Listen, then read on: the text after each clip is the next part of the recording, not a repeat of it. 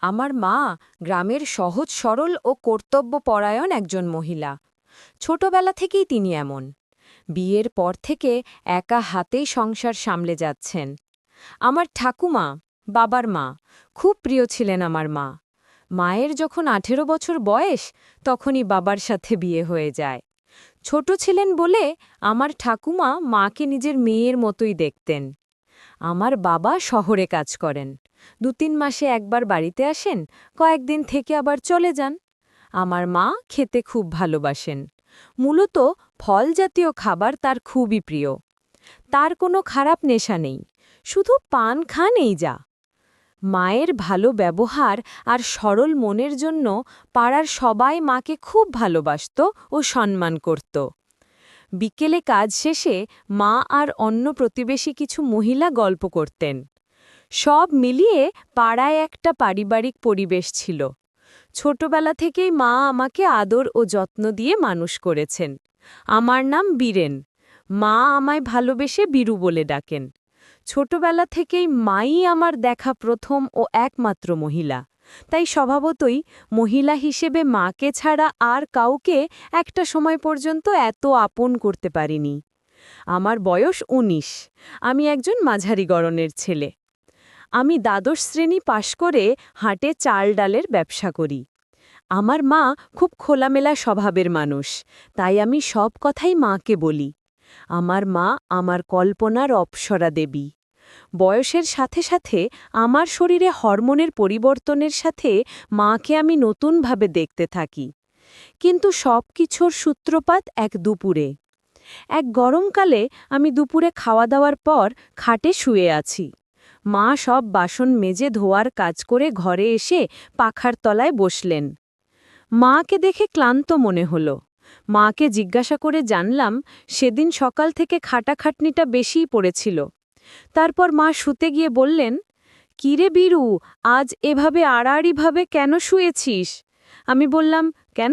তুমি সোজাসুজি শুয়ে পড়ো, যেরকম প্রত্যেকদিন শো।" মা বললেন, "তাহলে আমার পা তো তোর গায়ে লেগে যাবে বাবা। তাতে কি হয়েছে? তুমি শুয়ে পড়ো, আমার এখন উঠতে ইচ্ছা করছে না।" আমি বললাম।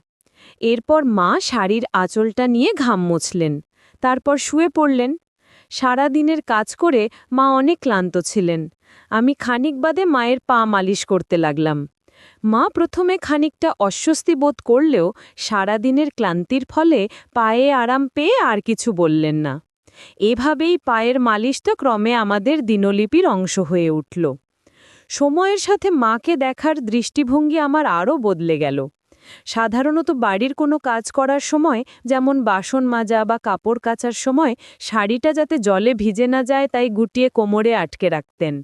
এতে কাজ করতে বেশ সুবিধা হয় মায়ের। তার টলটলে নিষ্পাপ মুখটা যেন কোনো মায়াজালে আমার মনে তীব্র আলোড়ন ফেলত। একদিন এভাবেই দুপুরবেলা মায়ের পা মালিশ করে দিচ্ছি আর মা শুয়ে আছেন। এমন সময় পাশে তাকিয়ে দেখি অত্যাধিক গরমে কাপড় কিছুটা অগোছালো হয়ে আছে। মায়ের সেসবের দিকে কোনো খেয়াল নেই, কেননা মা ঘুমিয়ে পড়েছেন। ভাবলাম এই সময় একটা কাজ করলে ভালো হবে। মা যাতে টের না পান এমনভাবে কাজ করতে থাকলাম। বন্ধুরা, ইউটিউবের কড়া নিয়মের কারণে এসব ঘটনা সরাসরি বলা যাচ্ছে না।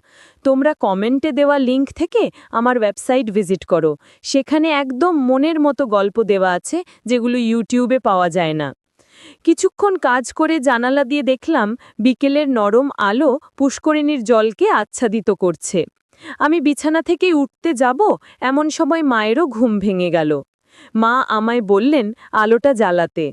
একটু আগে কাজ করতে গিয়ে ক্লান্ত হয়ে পড়েছি, তাছাড়া জামাকাপড়ও একটু অগোছালো হয়ে আছে। আমি আলো জ্বালাতে একটু দ্বিধাবোধ করছিলাম, তাই মাকে বললাম, "আমি স্নান করতে যাচ্ছি, গরম লাগছে, তুমি জ্বালিয়ে নাও" বলে কলতলার দিকে গেলাম। আর এদিকে মা সন্ধে প্রদীপ জেলে চাতালে এসে বসলেন। আমি কলতলায় বসে দুপুরের মুহূর্তগুলির স্মৃতিচারণ করছিলাম। মায়ের উপস্থিতি বুঝে কলতলার দরজা থেকে উকি মেরে বললাম, "মা, গামছাটা একটু দাও না, তাড়াহুড়োতে গামছা আনতে ভুলে গেছি।" মা এসে গামছা দিয়ে গেলেন। স্নান সেরে আমি ঘরে ফিরে গেলাম। বেশ কয়েকদিন কেটে গেছে।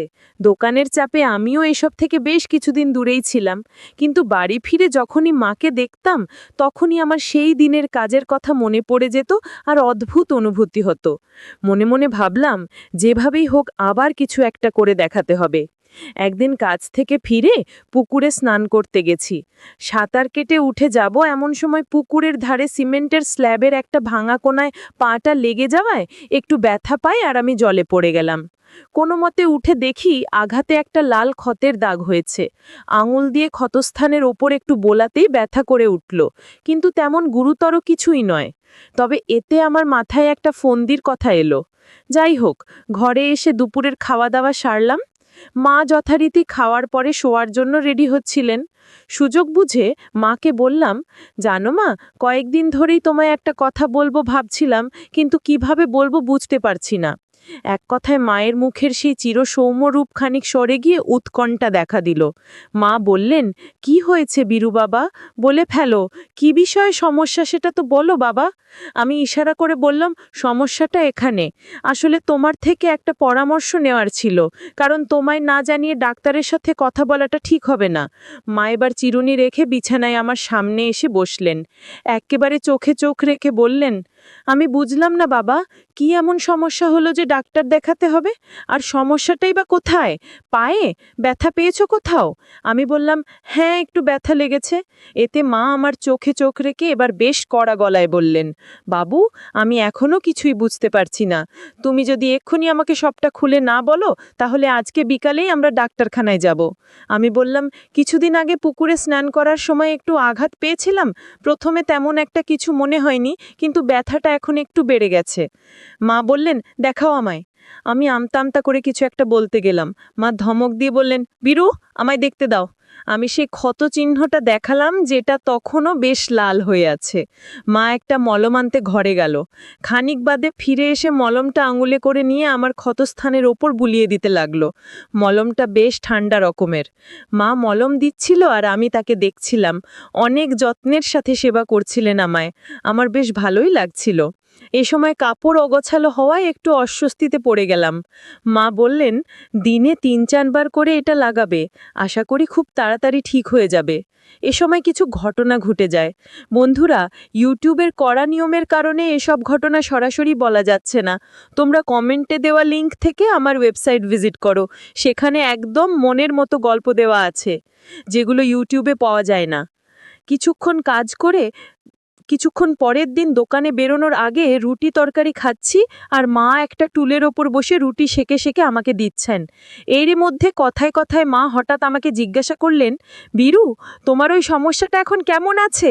মা কোন ঘটনাটার কথা জিজ্ঞাসা করছে সেটা মায়ের এই প্রশ্ন মাত্রই আমি বুঝে গেছিলাম, কিন্তু তাও আনাড়িপনা করে বললাম, কোনটা বলো তো?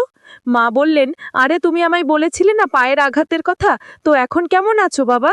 আমি বললাম, তোমার যত্নে এখন অনেক ভালো আছি, তুমি কোনো চিন্তা করো না। মা বললেন, চলো আজকেও মলমটা লাগিয়ে দিই, দেখছি ভালো লাগবে। আমি বললাম, পায়ের ব্যথা অনেক আগে সেরে গিয়েছে। মা বললেন, আজকে আবার দিলে আরও সেরে যাবে।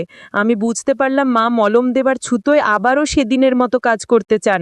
বললাম, মা, আজকে চুল কেটে স্নান করে আসো, তারপর মলম দিও পায়ে। মা বললেন, কেন রে, এখন দিলে তো ভালো হবে, তুই চুপচাপ বসে থাক। মা নাছোড় বান্ধা, আমার কথা না শুনেই কাজ শুরু করলেন, আর আমি চুপচাপ বসে রইলাম। সেদিনের পর থেকে প্রায়ই মা পায়ে মলম দিত, আর আমিও বাধা দিতাম না। বন্ধুরা, আজকের গল্পটি এই পর্যন্ত। ভালো থাকবেন সবাই। ধন্যবাদ।